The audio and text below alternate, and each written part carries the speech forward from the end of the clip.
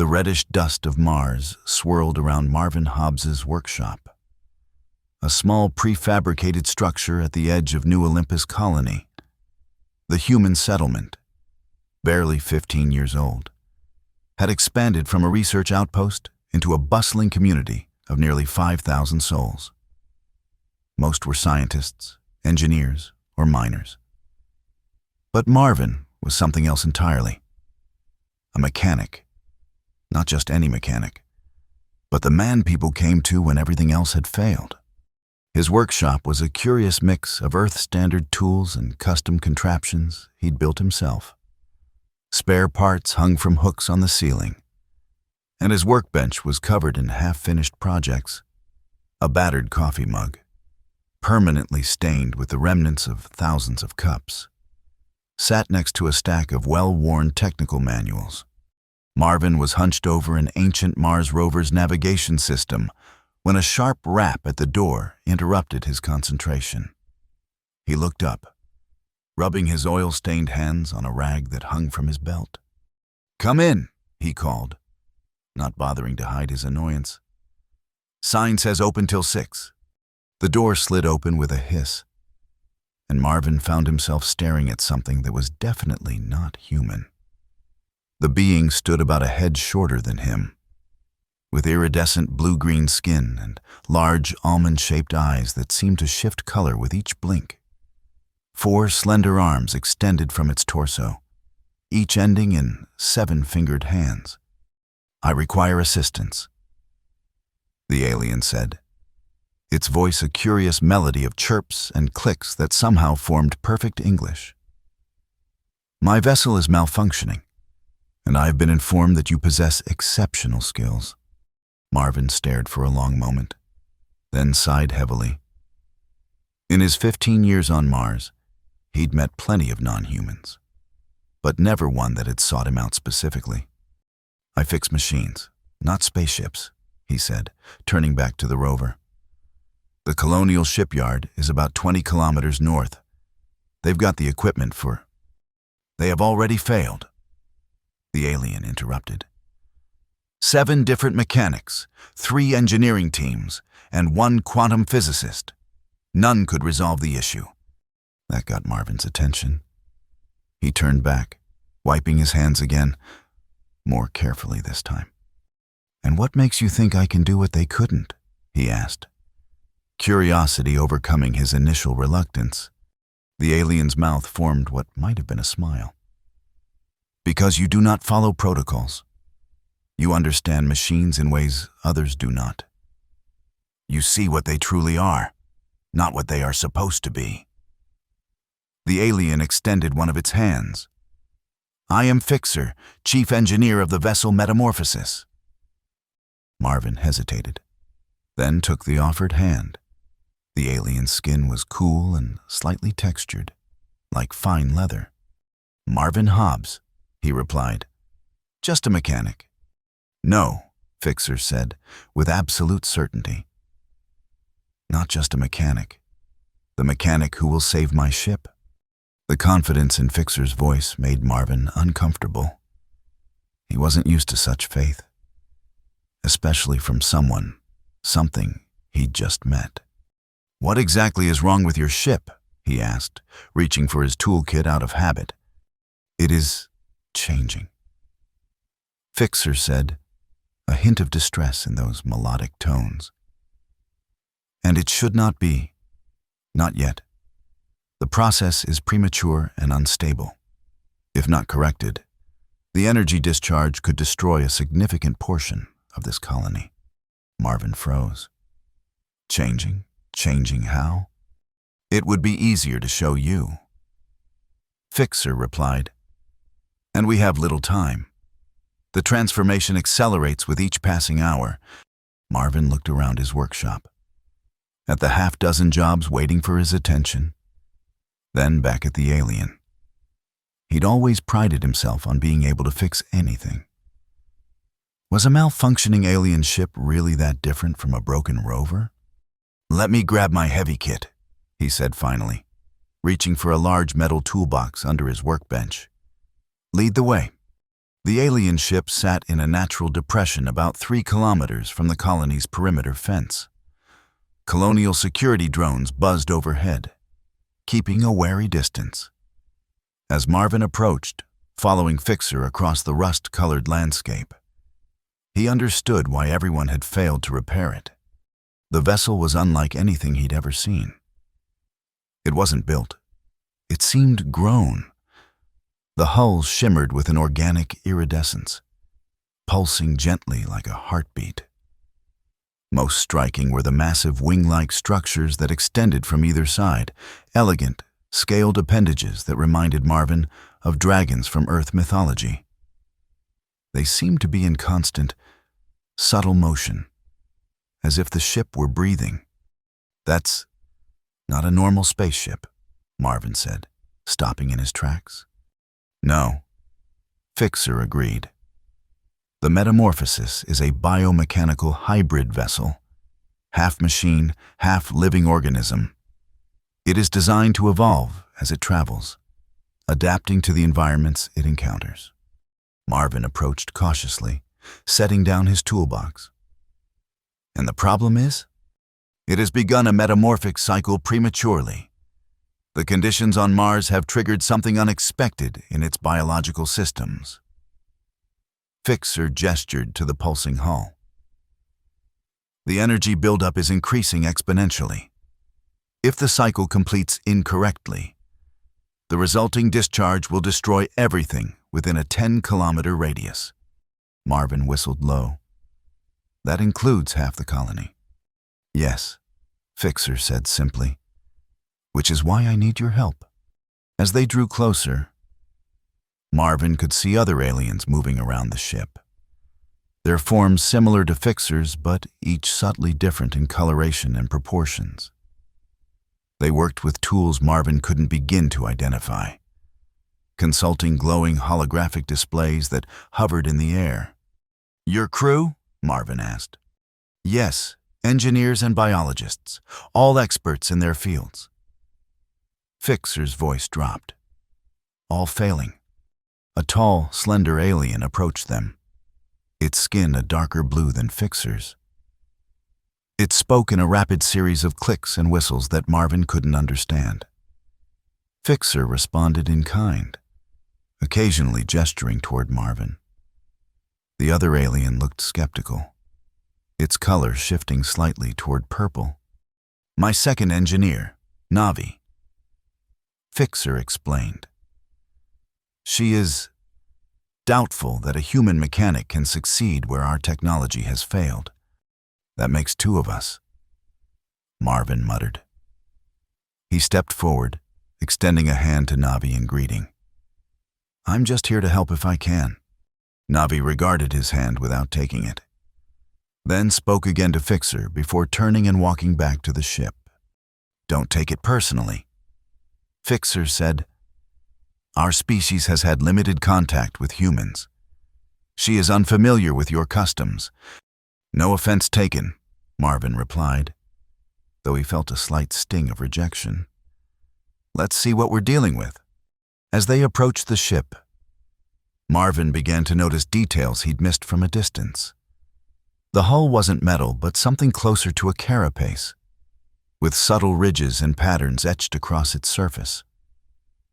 The dragon-like wings were covered in what appeared to be scales, each one glimmering with a different hue depending on the angle of the light. "May I?" Marvin asked, reaching toward the hull. Fixer hesitated, then nodded. "Be careful. Its outer membrane is sensitive." Marvin gently placed his palm against the ship's surface. It was warm to the touch and seemed to vibrate slightly, like touching the chest of a sleeping animal. More surprising was the sensation that followed, a faint tingling that spread up his arm, as if the ship were somehow examining him in return. "It's alive," he whispered, pulling his hand back in surprise. "Yes and no," Fixer explained. "The metamorphosis exists in a space between living and non-living. It is a vessel, but also an entity. It thinks, after a fashion, but not as you or I do. It senses, adapts, evolves. Marvin circled the ship slowly, taking in its strange beauty. And right now, it's trying to evolve? Yes, but incorrectly. Something in Mars's environment has triggered its metamorphic cycle. But the conditions are wrong. The transformation is incomplete, unstable. Fixer pointed to a section of the hull where the pulsing seemed more intense, almost feverish. This is the primary concern. The bioenergetic core is overloading. Marvin squinted at the area, noticing how the patterns seemed disrupted, like a ripple in an otherwise smooth pond. Have you tried to communicate with it? If it's partly alive, can't you tell it to stop? We have tried, Fixer said, frustration evident in those melodic tones. But in this state, it does not recognize us. It is like a creature in a fever dream, unable to distinguish reality from hallucination. Marvin nodded slowly, an idea forming. So what you need isn't a mechanic. You need a doctor. We have biological specialists, Fixer countered, gesturing to some of the aliens working nearby. No, I mean... Marvin struggled to articulate his thought. When you're fixing a machine, you follow a manual, replace parts, debug systems. But when something's alive and sick, you don't just replace parts. You help the body heal itself. Fixer's eyes widened slightly. An interesting perspective. How would you apply this approach? Marvin shrugged. I'm making this up as I go. But let me see the control systems. If this thing is half alive, there must be some way to interface with both its mechanical and biological components. Fixer led him to an opening in the hull that dilated like a pupil as they approached. Inside, the ship was even stranger than its exterior suggested. The corridors were curved and organic, illuminated by a soft bioluminescence that seemed to flow through the walls themselves. There were no sharp angles, no obvious panels or controls. Everything blended seamlessly together in a way that made Marvin's eyes struggle to focus. This is the neural nexus, Fixer said, leading him into a circular chamber at what Marvin assumed was the center of the ship. From here, we can access the ship's primary systems. The chamber was dominated by a pulsating crystalline structure that hung from the ceiling, bathing the room in a shifting kaleidoscope of colors. Below it was a platform with several recessed areas shaped to accommodate Fixer's species' unique physiology. Your control interface? Marvin asked, circling the platform cautiously. Yes, we connect physically to the ship through these neural interfaces. Fixer indicated one of the recessed areas. Our consciousness temporarily merges with the ship's systems, allowing direct control. Marvin's eyebrows shot up. You become the ship? In a manner of speaking, yes. But currently, attempting connection is dangerous. The ship's neural patterns are chaotic, rejecting all attempts at synchronization. Fixer's color dimmed slightly. 3 crew members have already been injured trying. Marvin studied the chamber, noting how the crystalline structure's pulsing matched the rhythm he'd felt on the hull outside. The same fever, the same disrupted pattern. What's supposed to happen during a normal metamorphosis?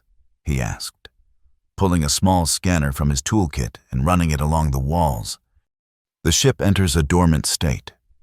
The biological components reconfigure based on environmental data collected during our journey.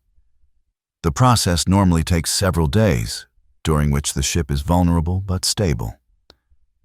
Fixer watched Marvin work with curious eyes. What are you scanning for? Frequencies, Marvin replied absently, studying the readout. Every machine has a rhythm, even biological ones. A healthy rhythm means a healthy machine. He tapped the scanner, Your ship's rhythm is erratic, like an irregular heartbeat. He moved to the crystalline structure, scanning again. The disruption seems strongest here. This is your main processor. The bioneural core. Yes. It coordinates all ship functions and houses the collective memory of all previous configurations. Marvin circled the structure, mind racing. So it's sick, and it's not recognizing your attempts to help because its perception is skewed by the sickness. He stopped suddenly, turning to Fixer. What if we don't try to stop the transformation? What if we help it complete correctly instead? Fixer's color pulsed with alarm.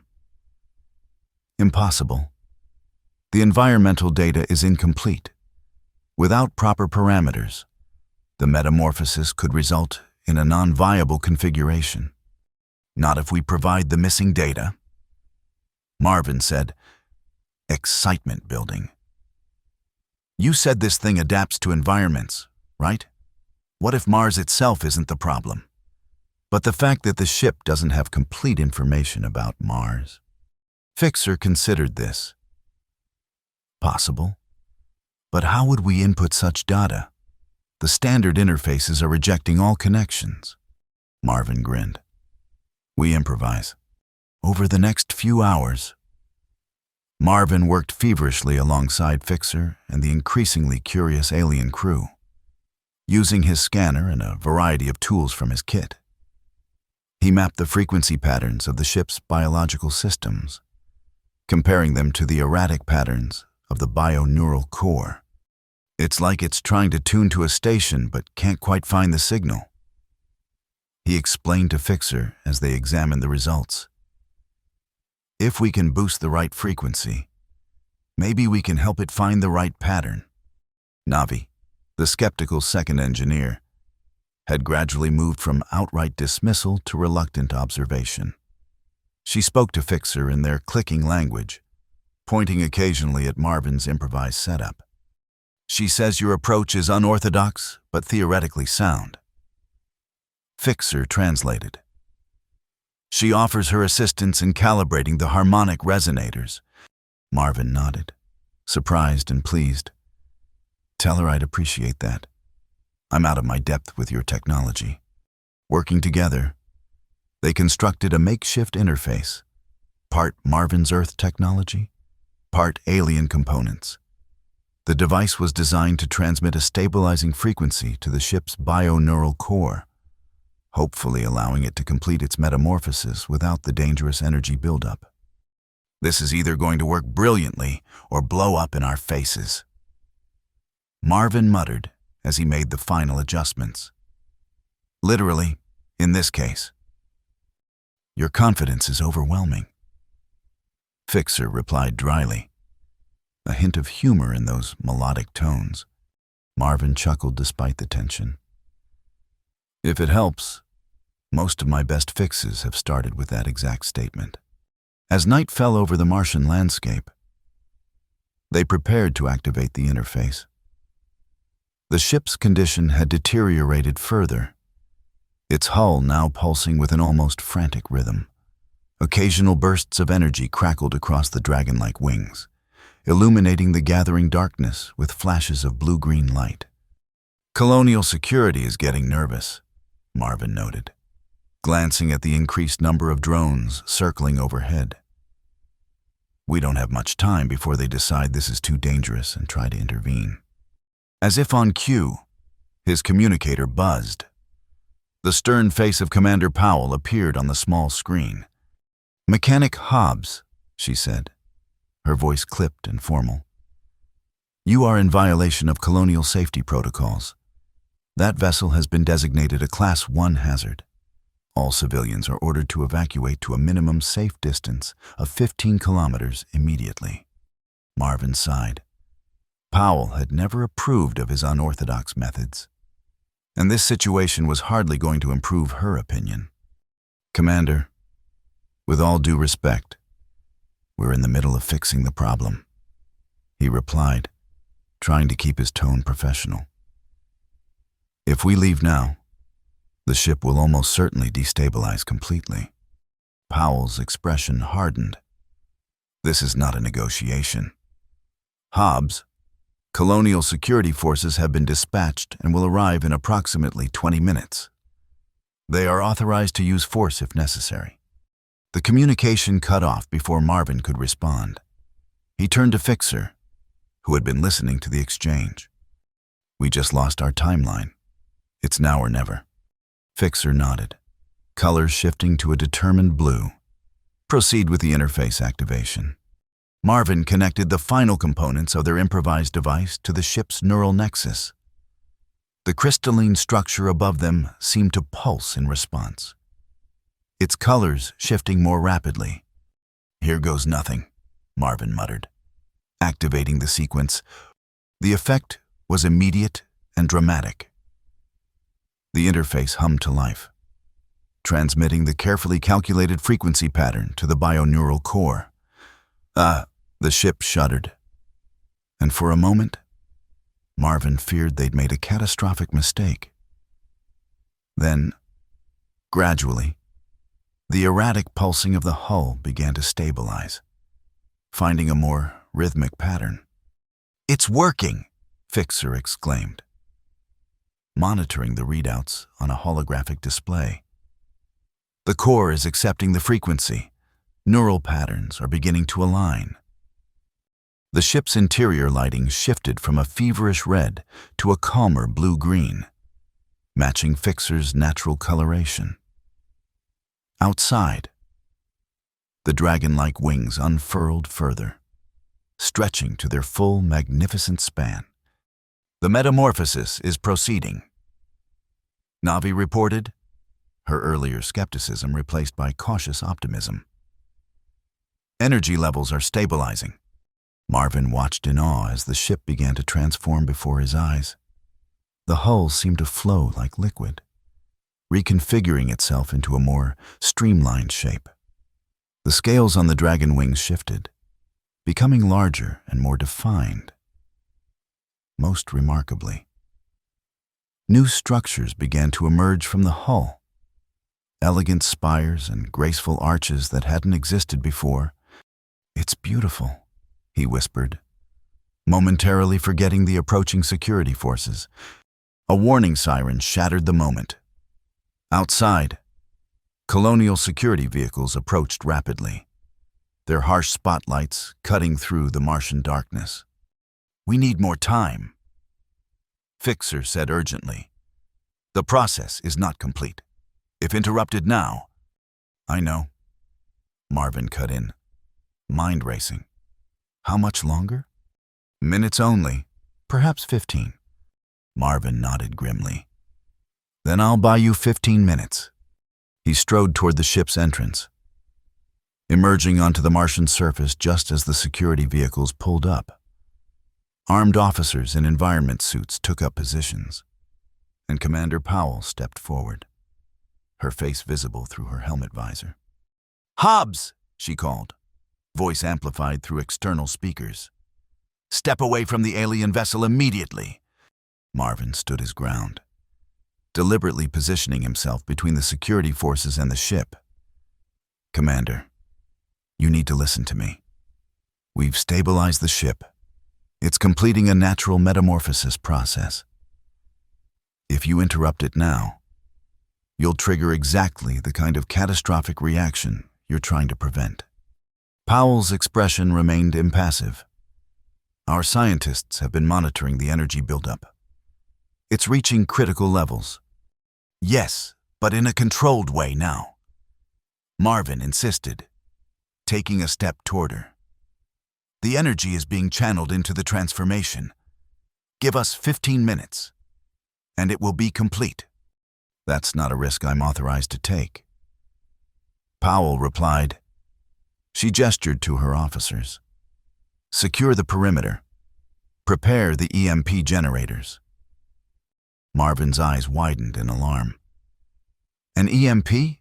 Commander, this isn't just a machine. It's partially biological. An electromagnetic pulse won't shut it down. It'll throw it into shock.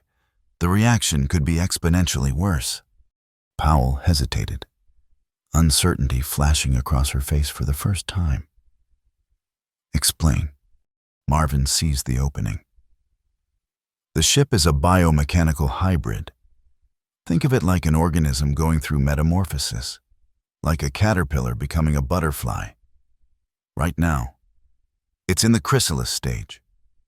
Disrupt that process violently, and instead of a butterfly, you get an explosion. We've managed to stabilize the process, guide it. 15 minutes. Commander, that's all we need. Behind him, the ship continued its transformation. The dragon wings now fully extended, their scales gleaming in the harsh security lights. The new architectural elements emerging from the hull had taken on more definition, creating a structure of breathtaking beauty. Powell studied the ship, then Marvin, clearly weighing her options. Finally, she spoke into her comm unit. Stand by on the EMP. Maintain positions. She fixed Marvin with a hard stare. 15 minutes. Hobbs. Not 1 second more. Marvin nodded gratefully. Thank you, Commander. He returned to the ship, where Fixer met him at the entrance. We have our time. Marvin said, How's it going? The process accelerates. Fixer replied, leading him back to the neural nexus. The ship has accepted your interface completely. It is remarkable.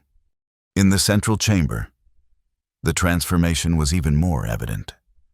The crystalline structure had expanded, its colors now a harmonious blend of blues and greens.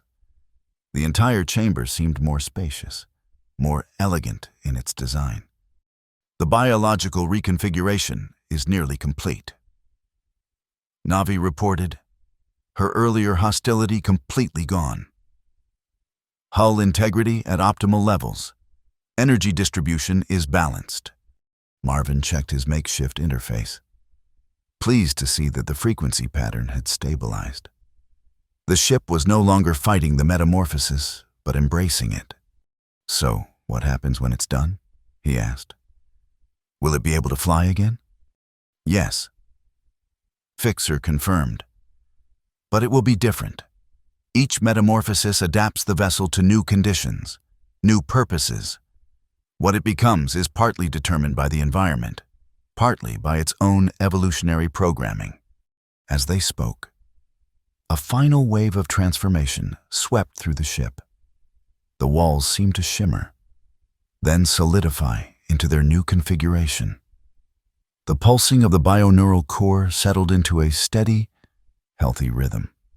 Metamorphosis complete, Navi announced, a note of wonder in her voice. All systems functional. The ship is awake. As if in response to her words, a gentle hum filled the chamber. The crystalline structure pulsed once, brightly, then settled into a soft, steady glow.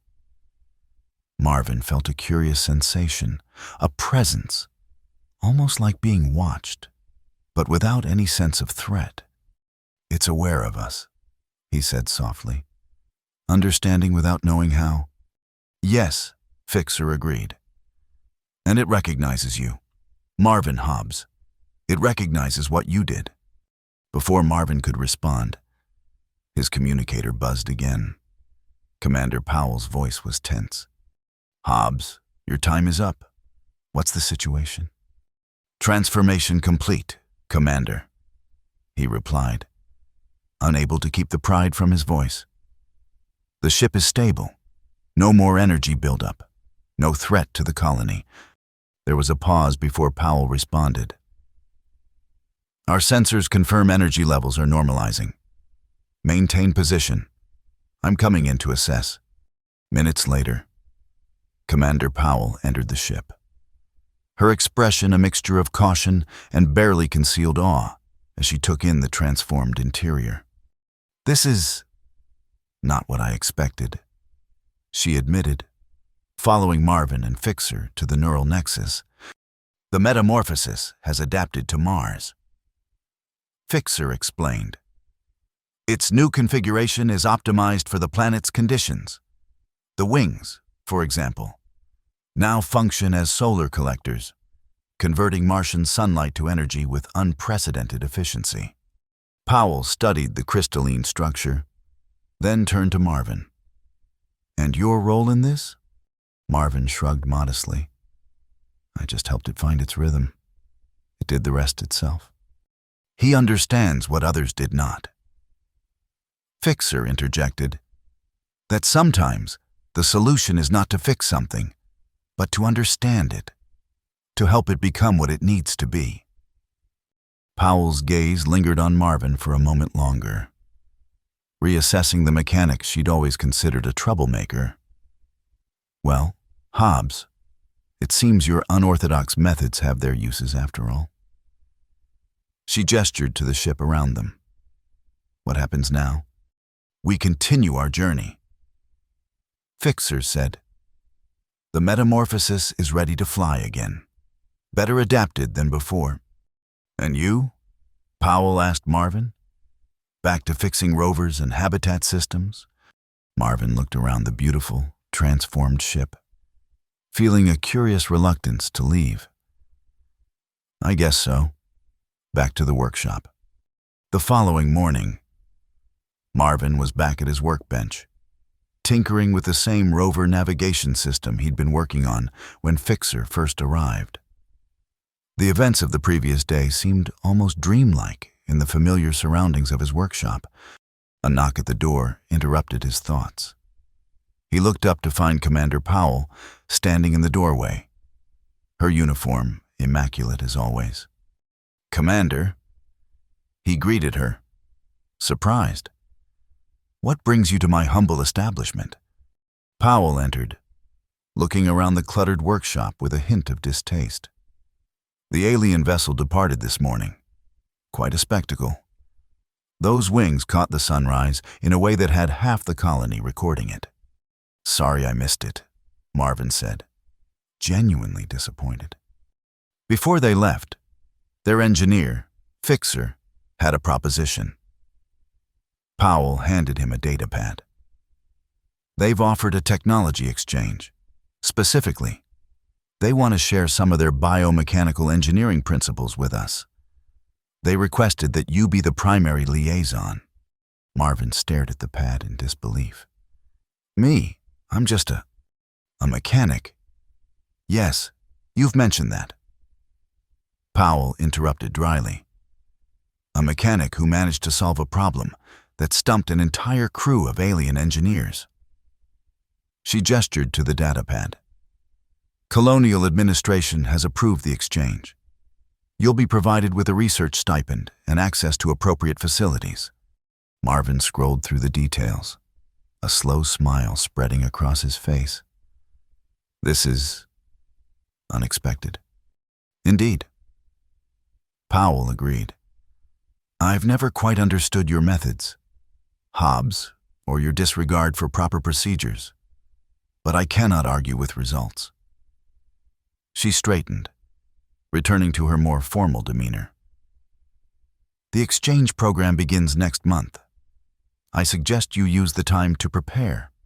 After she left, Marvin sat looking at the datapad for a long time.